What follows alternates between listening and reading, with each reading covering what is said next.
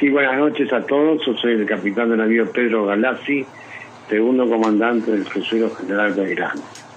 Yo desde muy chico quise ser militar siempre, no sé por qué causa, pero en mi familia no hay ningún militar ni vestigios de militares, y yo siempre quise ser militar. Y bueno, cuando tuve que decidir después de terminar el colegio primario, tenía que elegir ya iniciarme en una carrera militar, y elegí el Liceo Naval, y a partir de ese momento seguí la Marina hasta que me retiré. ¿Cómo? De los 13 años que entré al Liceo Naval hasta hasta los 50 años que me retiré de la Armada. ¿Usted es nacido dónde, Pedro? Yo nací en la ciudad de Trenquelauquen, provincia de Buenos Aires, el 12 de marzo de 1938. ¿Su familia qué se dedicaba antes de que usted entre al Liceo Naval? Bueno, mi padre era industrial, así que en aquel entonces era el único que trabajaba tenía una empresa industrial de fundición. ¿Cómo es que llega al crucero Ara General Belgrano después de haber egresado del Colegio Naval? Bueno, la carrera naval nos lleva a especializarnos después que uno sale de la escuela naval. Yo soy especialista en artillería, y a partir de ahí son sucesivos puestos que se van cumpliendo de acuerdo a la jerarquía que cada uno tiene. Así que uno ha estado en muchos tipos de buques distintos hasta que por la jerarquía que uno tiene ya puede ser segundo comandante de un buque grande, luego de haber cumplido los 3 comandos que se cumplen en distintos buques. Uno no lo va dirigiendo, sino que la Armada le va señalando los pasos a seguir y le exige cumpliendo los cargos que se han ordenado, y uno los cumplimenta, por supuesto. Así que yo no elegí ser segundo comandante del crucero, sino que la Armada me designó segundo comandante del crucero, y hay que cumplirlo. Es decir, yo no sabía qué destino iba a tener en el año 1982. Yo era comandante del buque San Antonio en el 81, y en el 82 me designaron segundo comandante del crucero, y empezó la historia con el crucero General Belgrano. O sea que también perteneció a la tripulación del Cabo San Antonio. Yo fui comandante en San Antonio todo el año 1981, sí. Para el común de la gente que por ahí, bueno, no maneja los términos de la Armada y los grados de la Armada, ¿comandante sería uno de los que está a cargo del barco o del buque? El comandante está a cargo de las operaciones del buque. El segundo comandante está a cargo de todo el resto de las cosas que hacen al que el buque funcione: la logística, la capacitación, la disciplina, todo lo demás, excepto las operaciones que están a cargo del comandante, y al mismo tiempo el segundo comandante es que releva al comandante en caso de ausencia por alguna causa. Una vez que llega a destino del crucero Ara General Belgrano, ¿cómo empieza esta historia? Bueno, el crucero estaba en reparaciones en ese momento, en el 82, y no zarpaba. El buque tenía en ese momento, como estaba en reparaciones, 400 hombres solamente, y cuando el tiempo siguió avanzando en el tema de la recuperación de Malvinas, en las cuales el buque no actuó porque estaba en reparaciones, se dio la orden después de apurar las reparaciones y prepararlo para zarpar. Y ahí entonces comenzó la parte logística, que fue la más importante, porque teníamos 400 hombres y teníamos que comprar la dotación más o menos para tener 1093 hombres, y al mismo tiempo dotarlo toda la logística que requiere tener el buque listo en todo sentido, desde la munición hasta los medicamentos, hasta los víveres que tenían que embarcar para estar en condiciones de zarpar al total de las capacidades del buque. Claro. Y esa fue la tarea más importante. Esa es una de las tareas más importantes, como dice usted. Bueno, pero es una tarea que nosotros eso la vamos cumpliendo de una forma u otra medida que lo vamos viendo en los buques que hemos tenido. Así que no es que no hemos tenido la suerte de no estar enmarcando cosas para prepararnos posiblemente para una guerra, pero sí esta actividad se desarrolla permanentemente cada vez que uno tiene que zarpar y preparar la logística para lo que el buque va a hacer, está comprometido a realizar y el objetivo que persigue. Así que un poco más, un poco menos, es una actividad rutinaria, nada más que esta vez tenía que prepararse el buque para estar en condiciones de poder estar en condiciones de avanzar y estar dando soluciones a cualquier evento que se podría presentar. En el momento de zarpar, les toca zarpar desde Puerto Belgrano a ustedes, ¿no es cierto? Sí, el 17 de abril zarpamos, sí. El 17 de abril y rumbo, ¿ya iban a Malvinas? No. El buque nunca tuvo el objetivo de ir a Malvinas. El buque, el objetivo era ir hasta la isla de los Estados y estar en condiciones de recibir cualquier orden que recibiera del comando de la flota de mar, que a su vez recibía órdenes del comando de operaciones navales, que es el que decía estratégicamente la acción de la flota. Es decir, que el buque nuestro, por más comandante que tuviera, no iba a cumplir lo que el comandante decidiera, sino lo que el comandante superior, que es el comandante de la flota, sí, le ordenara. Y así estuvimos permaneciendo en las cercanías de la isla de los Estados. ¿Cómo era el ánimo, bueno, de la gente a bordo del crucero? Bueno, el ánimo hay que armarlo, eso es lo más difícil. Sí. Porque nuestro buque, que éramos 400, 500 hombres, embarcaron más de 500 hombres más, y fundamentalmente nadie estaba preparado psicológicamente para enfrentar una situación como esta de características bélicas. Así claro, que había que preparar mentalmente a la gente, había que interiorizarla despacito para que vayan tomando concientización de la aventura que podían tener en avanzar en cualquier evento que se nos permitiera y formar un equipo de trabajo. En un buque se tiene que formar un equipo de trabajo exactamente igual como se lo forma un equipo de fútbol, un equipo de trabajo médico, un equipo de trabajo en una empresa. Hay que formar un equipo donde es tan importante el comandante como el último conscripto. Y esa fue la tarea más importante que tuvimos para formar ese equipo, donde no solamente se tiene que hablar de prepararse para un combate, sino también al personal se lo tiene que tener en condiciones humanas que le ofrezcan una solución a sus problemas, ¿sí? Hay que mantenerlo vivaz, hay que mantenerlo bien alimentado, hay que mantenerlo, es decir, que el hombre se sienta cómodo y al mismo tiempo prepararse para lo que le puede venir en cualquier circunstancia. Eso se llama formar un espíritu de buque, en la cual lo fundamental es la conducción que tiene que ejercerse y el ejemplo que se tiene que dar para lograr la subordinación del personal. Es decir, sin ejemplo no se va a lograr nunca la subordinación del personal, que le da la confianza que se tiene hacia el superior. Se tiene que lograr que el individuo tenga fe del superior, que da las órdenes. De esa forma se ingresa en una comunicación de la dotación con el personal superior, que forma un verdadero equipo. Tomo como ejemplo, como un edificio, convivir tantos días en el mar, que no debe ser nada fácil. Bueno, la dotación, cuando salta un buque en esta situación, se divide en tres. En los buques hay especialidades.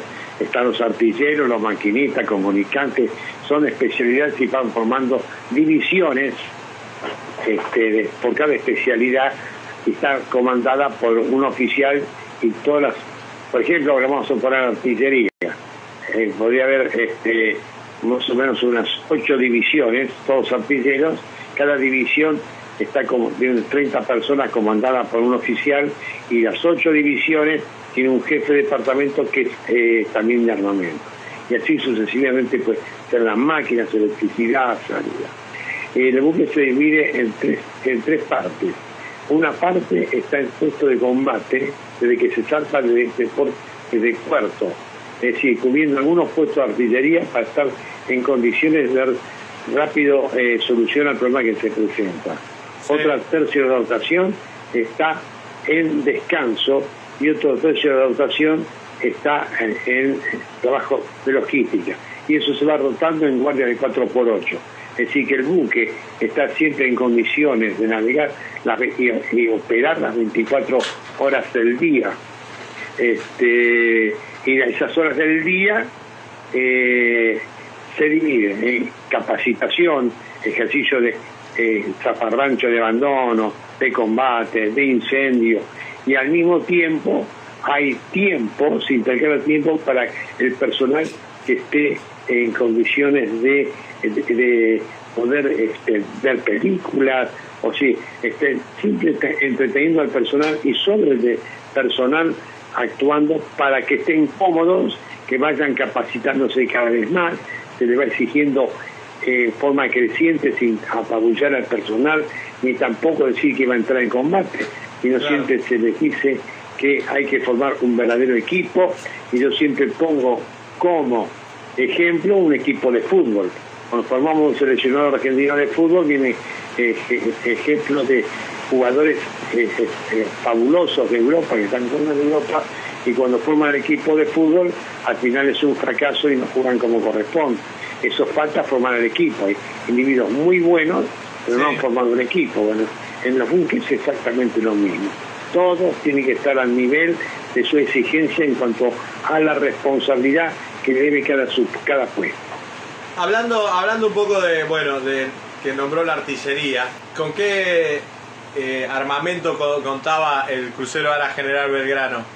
El armamento principal constituía la batería, que eran 5 torres de 6 pulgadas, triples, que tenían un alcance de unos 18 kilómetros.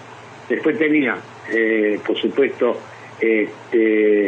artillería antiaérea, que estaba un poco limitado por el tiempo que tenía el buque, ¿no es cierto? No era un buque moderno, sino un buque que tenía casi 45 años desde su nacimiento. Pero bueno, esa era la artillería principal, y las condiciones del buque, era un buque que situado iba a ser utilizado teniendo en cuenta las condiciones que tenía, y eso fue lo que luego nos llegó exactamente para ser utilizado en un supuesto ataque a la flota inglesa, en conjunto con otros buques de la Armada más moderna. Aparte de los cañones, ¿puede ser que tenía algún helipuerto? Sí, el crucero en popa tenía una plataforma que libre para helicópteros, y además al mismo tiempo ahí la cubierta se abría y había un hangar, justamente, donde un hangar disponible para utilización de muchos servicios. Por ejemplo, en aquel entonces las películas se hacían con rollo de película, no era tan avanzado como era ahora, sí. ¿No es cierto? La gente podía ver películas ahí cuando no estar cubriendo guardia ni ninguna cosa especial, ¿no es cierto? Había horario de cine, se respetaban los horarios de baño, los horarios de sueño. El buque ofrece una comodidad tan grande, un buque de guerra, que a uno lo tiene como si fuera su segundo hogar. Claro. Es muy cómodo, se vive muy bien, tanto en tiempo de paz como en tiempo de guerra. No se diferencian las condiciones que se viven en un buque. Lo único que existe, la diferencia, es que los ejercicios no se hacen con gran premeditación en los horarios y los días, sino el segundo comandante va viendo cómo se va capacitando la gente y va avanzando en las exigencias de cada combate. Pero después las comodidades son exactamente las mismas, tanto en tiempo de paz como en tiempo de guerra. Es una gran facilidad y una ventaja en ciertos momentos, con respecto a otros, por ejemplo, los que están en tierra están viviendo situaciones muy complicadas de subsistencia, sí, en los pozos de la gendarmería, el ejército, la infantería marina. El sufrimiento es muy grande. No se bañan con agua caliente todos los días como se bañan en un crucero o en un destructor, pero esa es la ventaja que se tiene en un primer momento. Cuando un buque lo llegan a atacar, entonces ahí no hay primera línea ni segunda línea, estamos todos en primera línea y los efectos de destrucción del ser humano es mucho más grande. En un minuto nosotros tuvimos 300 muertos, claro, que es una gran diferencia. Ahí sí estamos en desventaja con respecto a tierra, pero bueno, son ventajas y desventajas de cada especialidad. Justo me da pie para entrar al día de que reciben el ataque del submarino Conqueror. Sí, ese momento fue el 1 de mayo que recibimos la orden de dirigirnos a atacar a la fuerza enemiga. Cuando uno recibe una orden, no se puede preguntar por qué a alguien al que nos da la orden, preguntarle por qué y qué vamos a hacer. Él lo va a ir dirigiendo. Así que nosotros nos preguntamos si solo si íbamos a atacar o también la fuerza que estaba a la altura de Comodoro Rivadavia era para atacar. Es decir, la orden se cumple, fundamentalmente. El superior que dio la orden sabe cómo manejar los buques y las distintas órdenes que va a dar. Así que nosotros, y una cosa importante que hay que notar, no teníamos los cruceros, como el portaaviones no tiene sonares. Así que ve lo que está sobre la superficie, pero no ve lo que está bajo el mar. Claro. Para eso llevamos 2 destructores que sí tienen sonares y podían supuestamente detectar un submarino, porque no siempre los sonares tienen el alcance suficiente para poder detectar un submarino. Así que la aventura que se corre ahí es muy grande y además no sabíamos con qué buque nos íbamos a tener que enfrentar.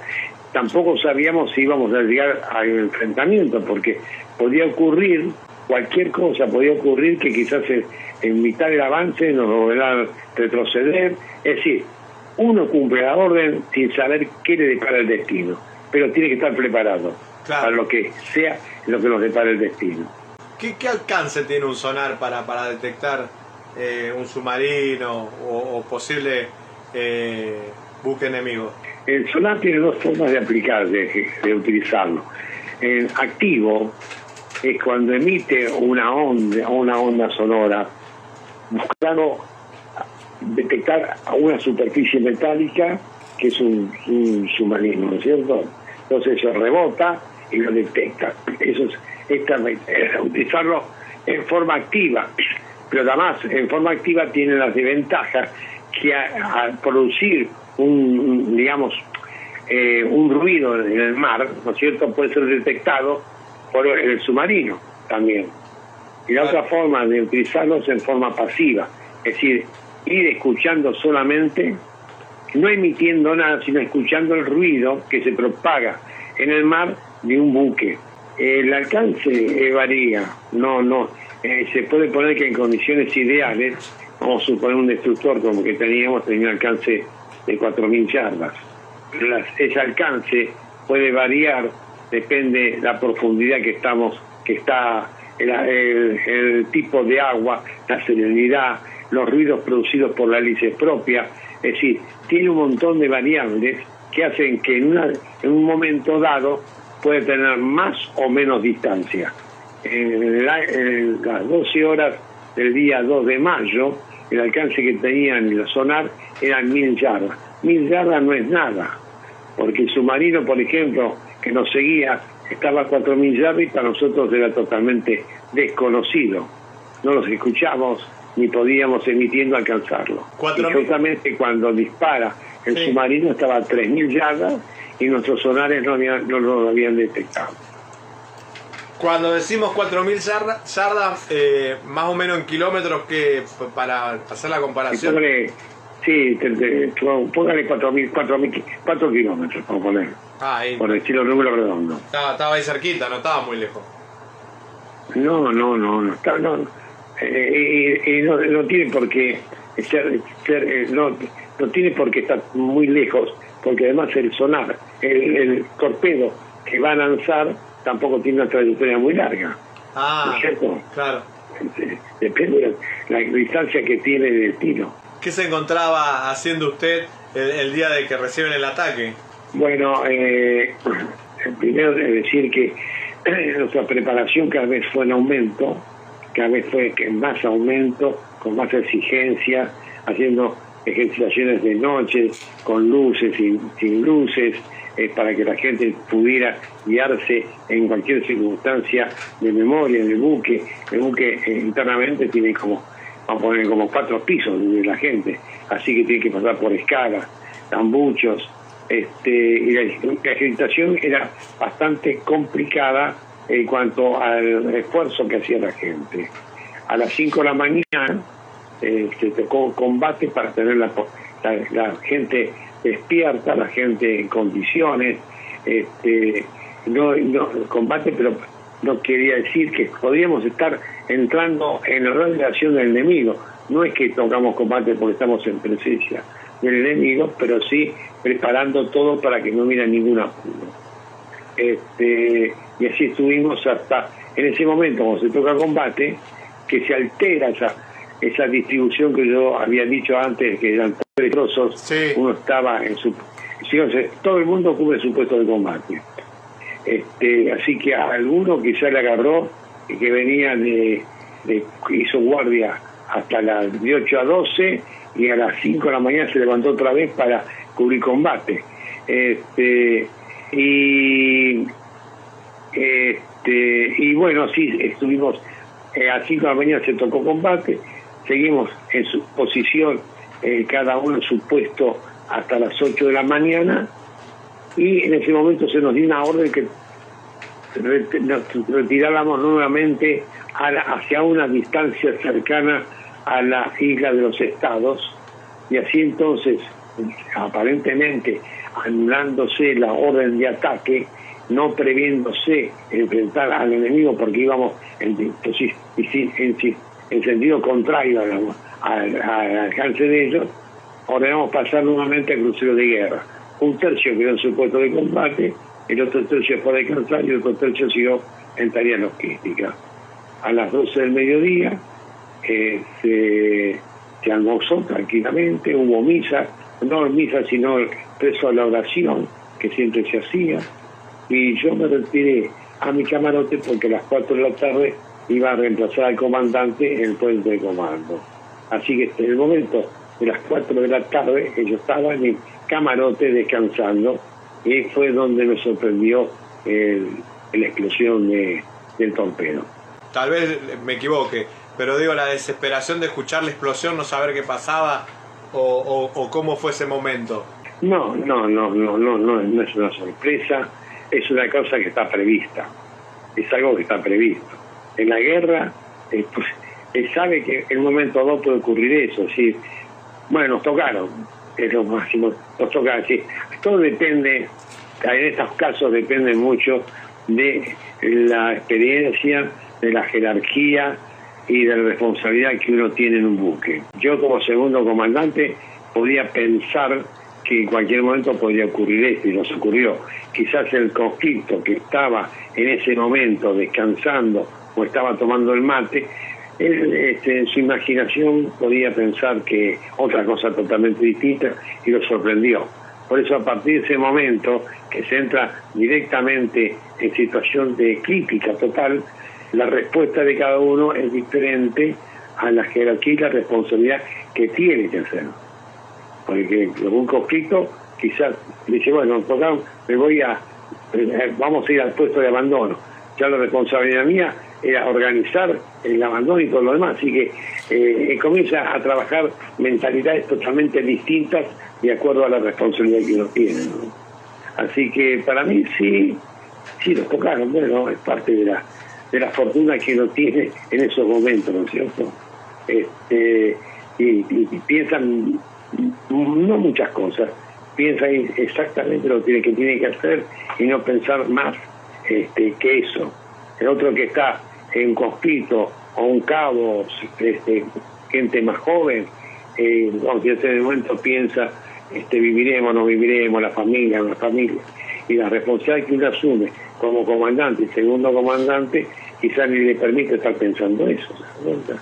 Así que uno automáticamente tiene que ir a cumplir lo que tiene que cumplir, a su puesto. Y así me fui al puente de comando, fijándome como corresponde, fui a hablar con el comandante para intercambiar ciertas opiniones. Y bueno, la cosa fue así. Nunca pensamos, y nadie en el crucero pensó que iba a morir, pensó que iba a vivir, pero sabía que en algún momento esta podía ocurrir, y eso es el tema más importante, que se da cuenta de que se materializa el hecho del juramento de defenderla hasta perder la vida. Bueno, ese juramento que se ha hecho, hemos hecho todos, se materializa en ese momento. Pero es muy difícil comprender lo que yo digo si no se estuvo en una situación como esta. No, seguro. Es muy difícil poder comprenderlo si uno estuvo en una situación como esa. A partir de ese instante que reciben el ataque, ¿cómo sigue la historia suya arriba del crucero General Belgrano?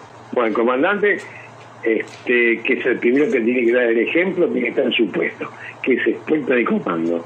El segundo comandante tiene que estar a una distancia cerquita al comandante, pero también de tal forma de poder hablar con él y estar dirigiendo a la dotación qué es lo que tiene que hacer. Yo tenía ahí no funcionaba nada, así que tenía un megáfono que estaba a unos metros abajo del comandante y viendo a la dotación. Pero habíamos platicado tantas veces esto, que ahí se terminó la teoría de la conducción para dar lugar a actos de los cuales la personal lo había estudiado y preparado automáticamente. Es decir, la gente, cuando tiene esa circunstancia, lo que hace es, primero, hay equipos en el buque, sí, que se llaman control de averías, que son los encargados de mantener la estabilidad del buque, es decir, tratar de que no entre agua, tratar de taponar los orificios que hay, que evidentemente ya mucho no había que hacer, porque la cantidad de agua que entraba y el orificio que veis en el torpedo había sido terrible.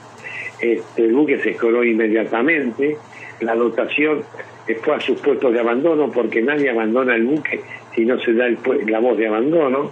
Así que muchas horas no tuve que algunas cosas muy pequeñas tuve que decir, pero yo veía el heroísmo de esta gente que en silencio había ido a cubrir sus puestos de abandono, veía cómo se ayudaban a sacar a heridos o quemados de las cubiertas inferiores, y lo que realmente era trabajar a tanta gente en forma tan ordenada en silencio, para mí es una fotografía que jamás podía olvidar, y es lo más hermoso que yo he visto en un buque, en el comportamiento y la sensibilidad con que actuó todo el personal ayudándose entre sí. Lo que ocurre es que el buque se siguió escorando, además tenía otro torpedo que pegó en proa, el primero pegó en popa, el segundo pegó en proa, y el buque se siguió escorando, y llega un momento en que hay que tomar una decisión, y son segundos en que cuál le puede costar salvarse mucha gente o morir todos, que es llegado el momento de decir, bueno, hasta aquí llegué, abandonemos el buque, porque el buque puede dar la vuelta a campana y claro, mueren todos. Entonces cuando yo vi la escora que tenía el buque, casi 40 grados, ya era un peligro inminente, me avancé al comandante y les dije que había que tomar una decisión. Ahí el comandante me dijo que diera la voz de abandono, yo con el megáfono di la voz de abandono, y eso fue un momento dado que me encontré con la gente, que si bien ellos ya intuían que era un peligro, nadie lo decía hasta tanto que alguien con responsabilidad lo dijera. Y esa fue una foto, en ese momento estaba toda la dotación mirando hacia arriba, o sea, estaba yo y el segundo comandante esperando la orden, y eso evidentemente fue un momento por demás de trágico, porque sabiendo que dar la voz de abandono, quizás algunos todavía faltaba sacar del interior del buque, pero la orden había que darla. ¿Sabíamos cuánto o no cuánto? No sabíamos, pero cabía la posibilidad de que alguien quedara, pero también cabía la posibilidad de que si esperamos un segundo más el buque se daba vuelta y moríamos todos. Bueno, esa fue la decisión que se tomó y recién entonces la dotación mandó las balsas al agua y comenzó el desalojar como corresponde, primero los heridos, los quemados, después el resto de la gente y a las balsas. Y así fue como se fue la gente yendo a las balsas. Yo por mi parte subí al comando para ver al comandante, no estaba el comandante. Fui al camarote, tampoco lo vi al comandante, y no encontrando el comando ni en el camarote, que eran las posiciones más frecuentes que podía estar. Fui y me dije a mi balsa, que como era la balsa de babor, donde se había inclinado tanto el buque, pasé mi balsa sin mojarme. Los que estuvieron del lado de estribor, muchos se lanzaban las balsas, y la barandilla estaba muy alta, muchos querían el agua y había que sacarlos del agua. Fue una tarea esa brava de abandonar el buque, porque lo abandonaron por babor, no tenían problema, pero los que tenían que abandonar por estribor en la balsa que le correspondía, claro. No cualquiera va a cualquier balsa, sino la balsa que le corresponde, realmente la pasaron bastante mal. Y así se fue abandonando el buque e incorporándose a las balsas. Ahí tenemos una escena en que el comandante, ya en las balsas nuestras, están las fotografías que lo atestiguan esto, el comandante en proa solo y se acerca un suboficial que ahí discuten que no es quién se quedaba en el buque, se discuten quién se lanzaba primero al mar. Evidentemente es una escena muy fabulosa. El suboficial quizás pensaba que el comandante se quería quedar en el buque. El comandante escribe en su libro su supuesta, la responsabilidad que estaba como comandante de un buque que se hunde. Al final se lanzan los dos al agua y se salvan los dos. Y comienza así la historia de la supervivencia en el mar, que no fue fácil de entrada, porque como el buque se iba hundiendo, iba a balsas que estaban cerca de proa, las iba rompiendo con su parte desgarrada de su coraza, y había que sacar a los hombres que estaban en el agua porque si no se morían de frío. Así que fue una tarea bastante complicada el poder rescatar a los hombres que estaban en el agua y que se caían, ¿no? Y se rompía y estaban en el agua. Y comienza la historia de la supervivencia en el mar, que fue muy complicado. Primero porque ahí son varias balsas con varios comandantes. Es decir, yo de esa historia puedo hablar de mi balsa, pero no puedo hablar de la balsa que seguía atrás mío o adelante mío. Cada balsa vivía su historia, si llevaban algún muerto, herido, o los que estaban en la balsa quizás habían pasado momentos distintos en la explosión, quizás habían visto quemar a un compañero, habían visto morir a un compañero, no estaban quizás todos en condiciones. A uno que era el que estaba más fuerte tenía que tomar la conducción de la gente, por más que no fuera el grado que le correspondía.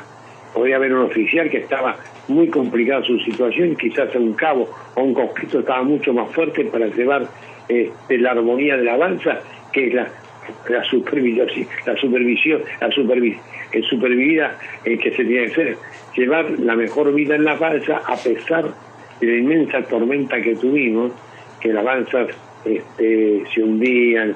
Fue tremendo, la convivencia en las balsas fue tremendo. En mi balsa se comportó muy bien, llevaba 10 hombres más de los que necesario porque de la dotación, porque tuvimos que juntar hombres del agua. Así una balsa de 20 hombres yo llevaba 32 hombres, 32. Pero no sufrimos frío porque teníamos un calor humano. Lo importante en la balsa es tener fe, rezar, bueno, y todo eso es una tarea continua, esperando que alguien nos salve, porque a la balsa no sabemos ni dónde estamos, ni dónde tenemos, por dónde vamos, ni cómo, hacia dónde navegamos. Se cierra todo para que no entre agua. Claro. Y esperando que alguien después nos venga a salvar.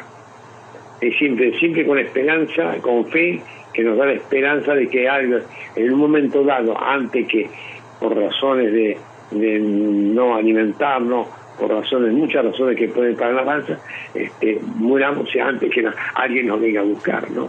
Y bueno, esa es una aventura terrible en las balsas que, como había muerto mucha gente, algunas balsas estaban no totalmente habitadas, y las balsas que habían menos de 5 o 6 personas murieron congeladas. Es decir, fue una aventura, cada balsa tuvo su aventura, ¿no?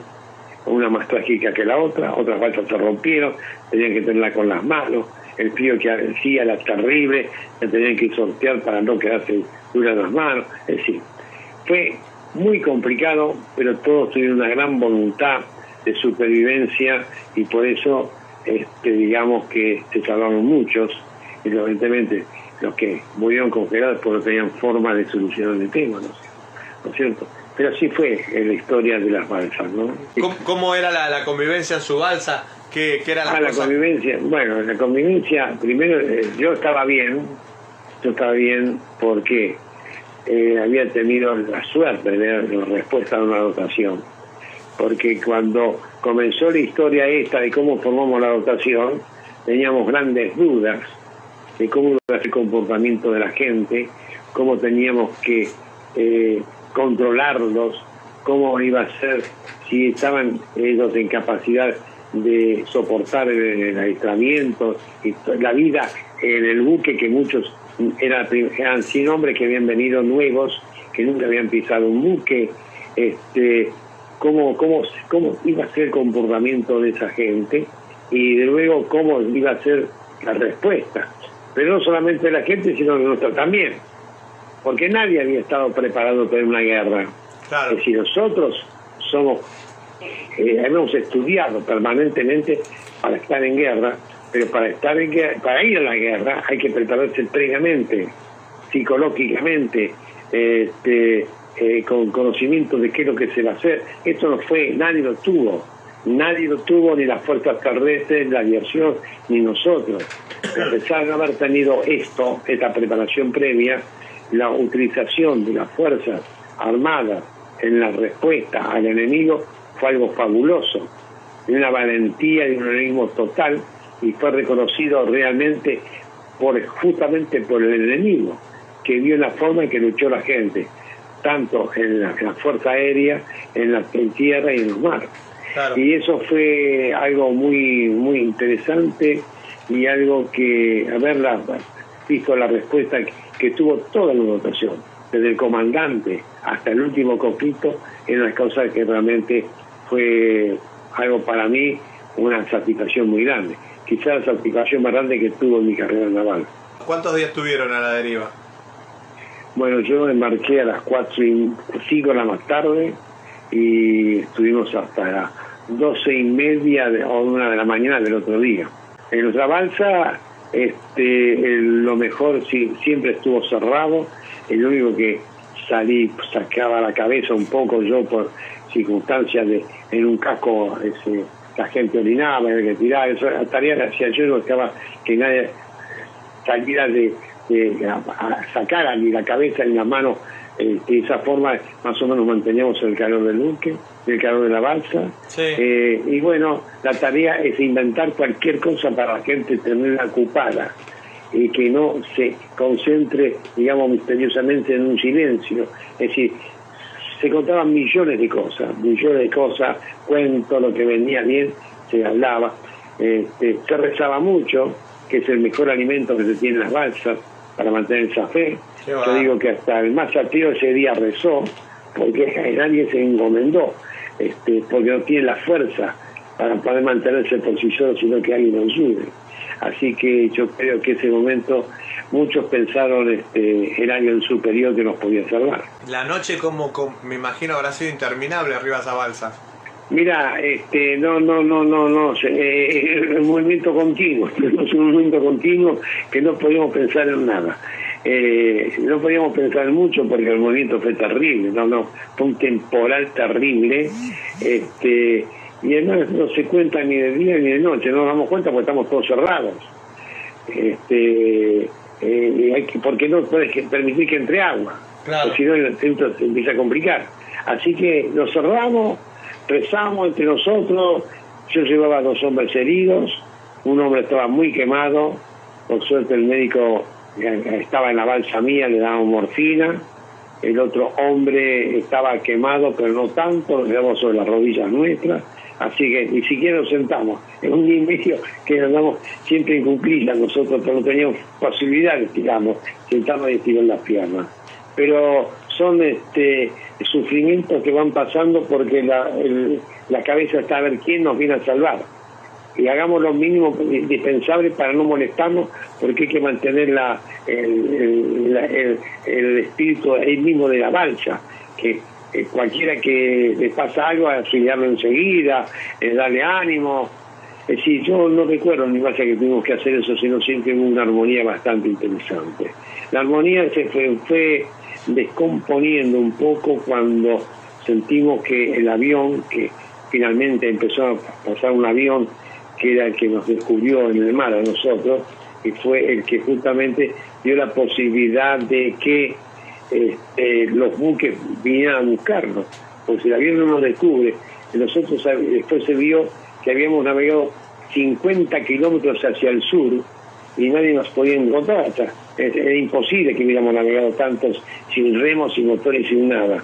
Pero finalmente el buque lo descubrió, y después a la noche empezaron a llegar los buques, y claro, ahí la gente dice, bueno, aguantamos hasta ahora, más vale que nos vengan a buscar rápido. Bueno, ahí sí, quizás tuve que imponerme un poco de autoridad para que nadie se desesperara por ser el primero en que buscarlos, así que pudimos mantener un poquito el orden, que era lógico esa reacción, hasta que nos buscaron, y bueno, ahí el sufridad muere, y el hombre herido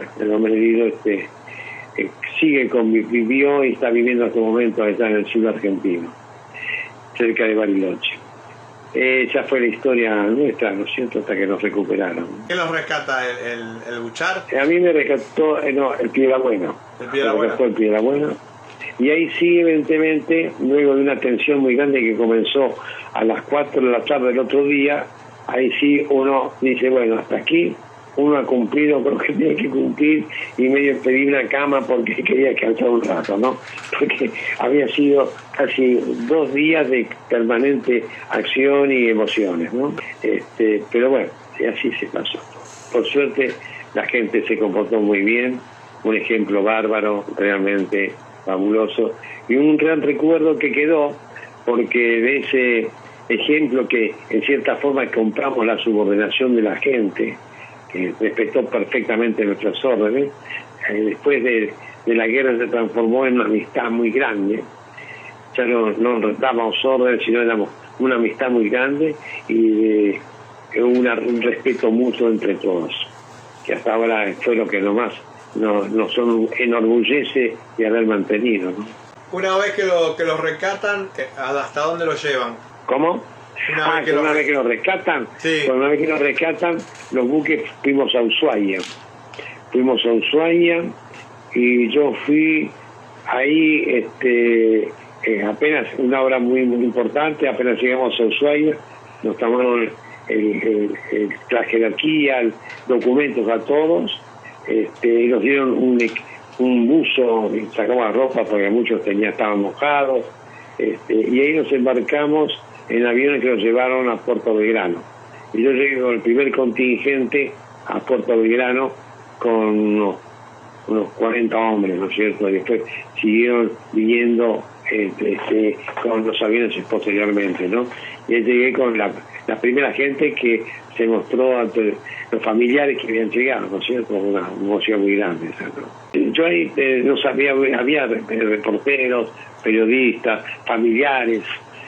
Yo no sabía bien qué hacer, pero realmente fue, digamos, quizás la última orden que le di a los hombres que me acompañaban, porque los hice formar, gritar 3 vivas por el Belgrano, y los hice desfilar hacia sus familiares cantando la marcha de la Armada. Eso fue una emoción muy grande, muy grande. Creo que nunca la cantaron con voz tan grande, tan alta. Y ahí se estrecharon con su familia. Yo no tenía mi familia, estaba en Buenos Aires, así que ahí nos llevaban al hospital naval para revisarlos a todos. Y bueno, comenzó la vida a medida que iban llegando a reconstruir al buque la trasladaron administrativamente. Y bueno, y así comenzó el tema, digamos, los momentos finales de la dotación. ¿Cómo sigue después su carrera después de esto, no?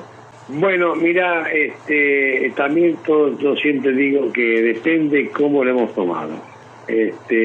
Yo pedí que me seguir embarcado, entonces seguir embarcado y seguir la Marina, cumpliendo. Después del barco que hice la fragata Libertad, de segundo comandante, tuve varios puestos como función de artillero también, y bueno, luego me tocó el retiro, como corresponde a todos. Algunos, sobre el personal superior en general siguieron, algunos pidieron el retiro, muy pocos. El personal subalterno, algunos pidieron el retiro, los conflictos se les dieron de baja, y bueno, siguió. En los cabos segundos muchos pidieron el retiro, y bueno, cosa vida para todos en forma distinta. Éramos 770 hombres que no todos seguimos la misma línea, así hubo quedan algunas averías mentalmente, ¿no es cierto?, después de todo haberlo pasado. No todos la pasaron con gran satisfacción como la pasé yo, que realmente alguien me ayudó a estar siempre haciendo lo que yo tenía que hacer, porque esto no es cuestión de muchas veces decir yo voy a hacer esto, sino que en estas circunstancias tan trágicas que hemos vivido, alguien te tiene que ayudar, por suerte. Entonces yo la verdad me sentí muy bien, satisfecho con lo que había hecho, satisfecho como había respondido el personal, satisfecho con el comandante que tuve, y bueno, yo seguí mi carrera en forma normal. Creo que estoy normal, pero bueno, muchos dicen, pero ¿cómo? Nunca fue ningún psicólogo. No, yo no fui ningún psicólogo. Muchos hombres quedaron mal, porque evidentemente situaciones bravas que vivieron en el interior del buque, claro. No es para nada lo que tuvieron que vivir y ver. Así que algunos tuvieron que ser atendidos, y bueno, sí, las condiciones, los temas que deja la guerra, ¿no? Hoy, ¿qué es Malvinas para usted? Malvinas, que es para mí, mirá, te voy a decir la verdad. Malvinas es una cosa que durante 150 años siempre se trabajó en forma diplomática, pasando notas, presentando notas para nuestra recuperación, y Malvinas fue siempre un objetivo. Por eso fue el entusiasmo de la gente cuando se sintió que íbamos a recuperar las Malvinas. Sigue siendo un tema muy importante Malvinas, pero yo viví dos circunstancias. Vi la recuperación de Malvinas, que no todos sabían que se iba a recuperar. Sí. Nos llegó de repente, nadie sabía en Argentina que se iba a recuperar, excepto los que hicieron la planificación para la recuperación. Así que fue un shock. A mí lo que no me puedo olvidar, lo que hicieron las Fuerzas Armadas, que es más importante, en ese momento en el cual yo tuve que actuar. La recuperación de Malvinas estará ahora, yo no puedo actuar, el que tiene que actuar es todo el pueblo argentino, logrando que la Argentina sea un país grande, soberano, y cual tenga fuerza para poder el día de mañana recuperar Malvinas. Pero sí que los hombres que de esta generación que actuaron en la guerra, actuamos y hemos visto cómo se actúa cuando la patria así lo necesita, cosa que es tan importante para los que estuvimos. No es deseable la circunstancia, pero ya que alguien nos puso ahí sin saberlo, nos queda a una gran satisfacción de haber dado nuestras vidas para recuperar y mantener la soberanía de nuestras Malvinas. Eso es muy grande para nosotros, muy grande para nosotros, y ahora están ellos en miles de situaciones que se están viviendo permanentemente, diplomáticamente, trabajando en mantener la recuperación de las Malvinas.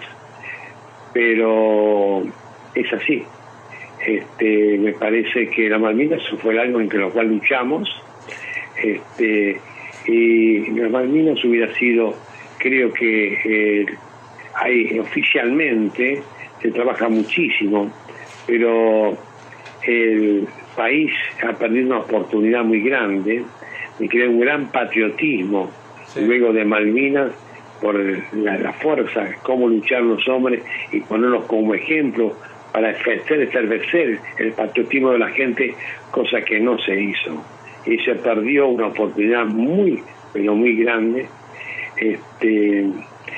Así que, ya te digo, yo creo que nadie puede negar que las Malvinas es nuestra, que la vamos a recuperar un día, pero está en manos de la diplomacia, en manos, se ha politizado mucho Malvinas también, sí.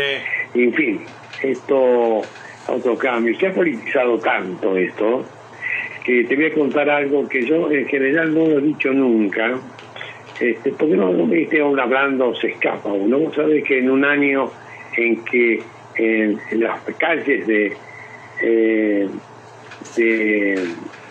el sur cambiaban de nombre, Sarmiento, Roca, cambiaban de nombre por el nombre de un presidente que se había muerto.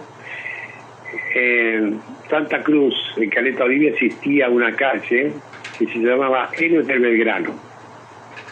Y lamentablemente, en un momento dado también le sacaron el nombre de Belgrano, para poner también el nombre de un presidente que había fallecido. A mí no me interesó que fuera un presidente que cambió el nombre por el Belgrano, cosa que me pareció realmente increíble que los consejos deliberantes hubieran hecho eso, porque claro, eso es negar todo, y actuamos junto con otros hombres del Belgrano luchando para inculcar el nombre, para saber explicar lo que fue la guerra, explicar quiénes eran los hombres de Belgrano, porque posiblemente normalmente los consejos deliberantes lo forman hombres jóvenes que ni siquiera habían vivido en el momento de la guerra, y logramos en una batalla que yo digo hecho con la pluma y con la palabra, tratando de educar al pueblo aquel, pudieron en un mes cambiar nuevamente el nombre y poner nuevamente Héroes de Belgrano.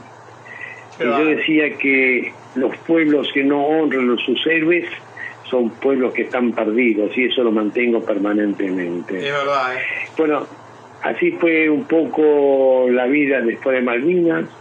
Yo, como en este momento vos me pediste, hablo de lo que pasó en el crucero General Belgrano, y hablo del heroísmo como trabajaron todos los hombres que tuvieron que actuar, la prefectura, la gendarmería, las fuerzas armadas, muchos civiles. Ese es el heroísmo que realmente yo mantengo hasta el momento de nuestras vidas, ¿no?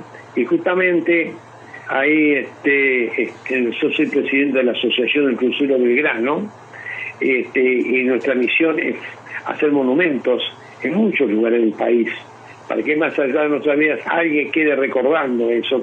Es el monumento con un libro que contiene la historia de cada uno de los hombres que murieron, que se queda encerrado en el mismo monumento.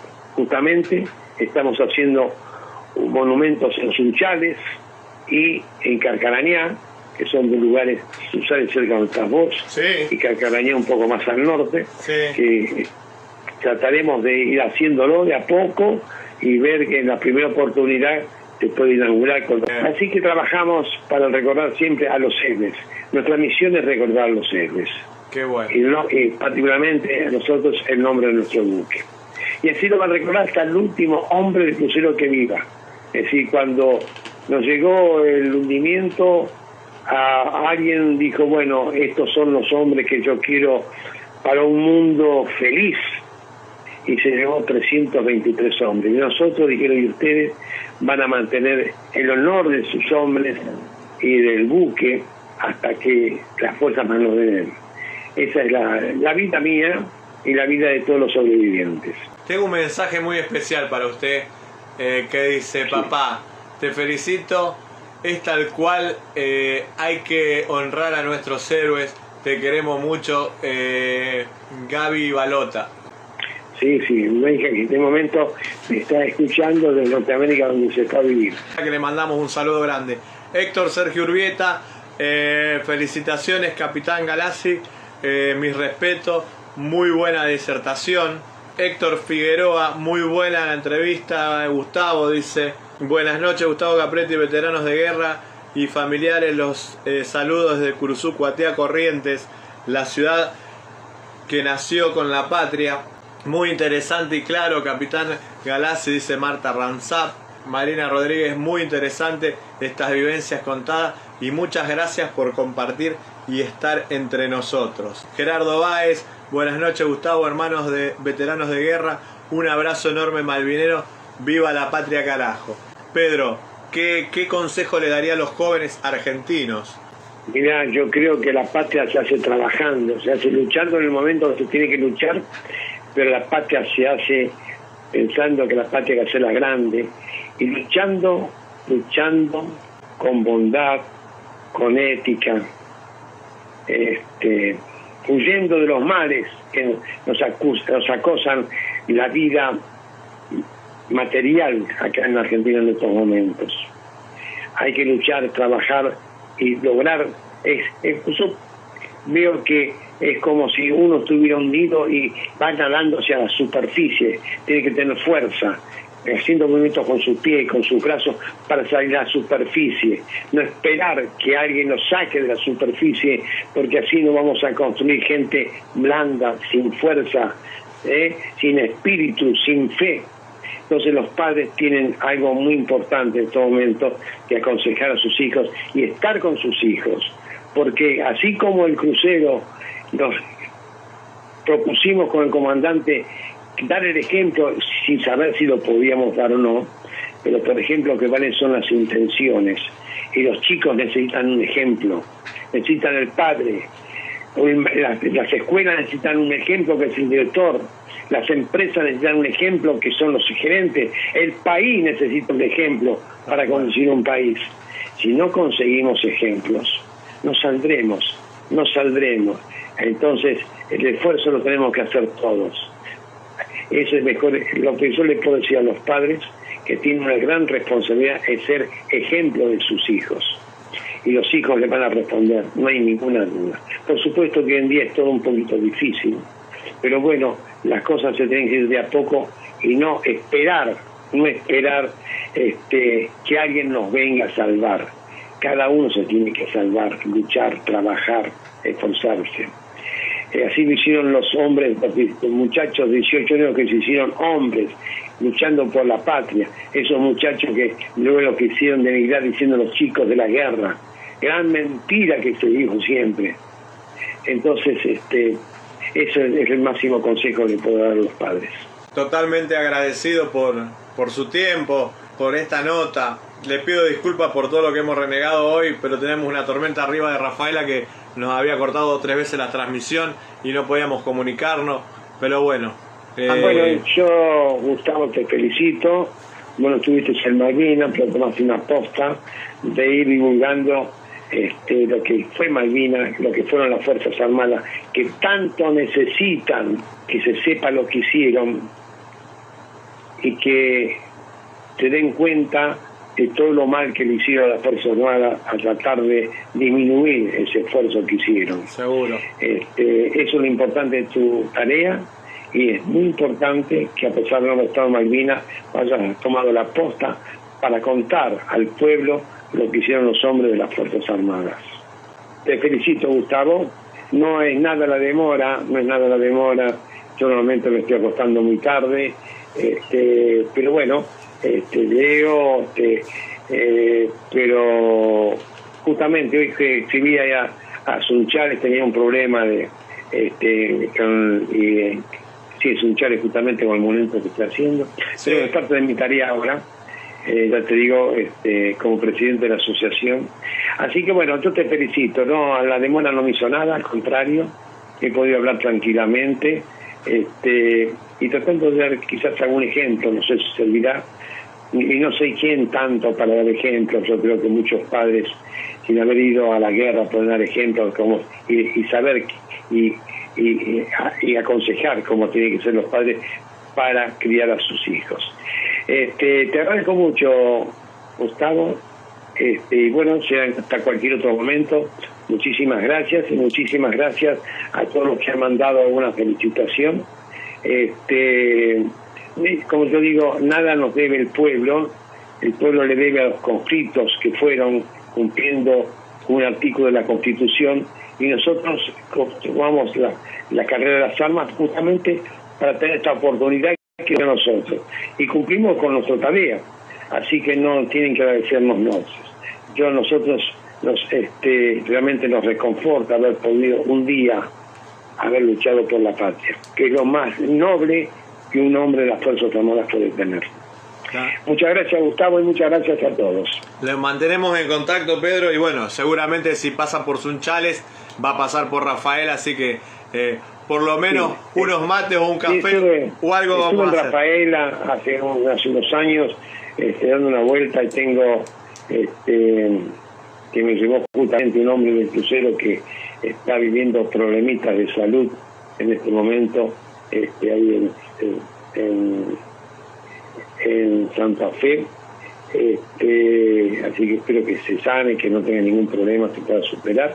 Y sí, estuve en Rafaela, me gustó mucho la ciudad, una plaza hermosa tienen, estuve visitando el centro de combatientes, muy bien armado, así que bueno, cada uno hace lo que puede para mantener este fervor de Malvinas.